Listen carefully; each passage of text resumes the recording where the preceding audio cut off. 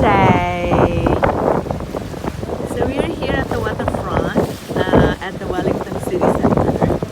As you can see, this is the wonderful, it's a typical beautiful day that we have during summer here. So we have clear blue sky. Well, the wind will always be here, as you can see here in the water. And but you know, in terms of weather, it's just perfect. So I truly enjoy it.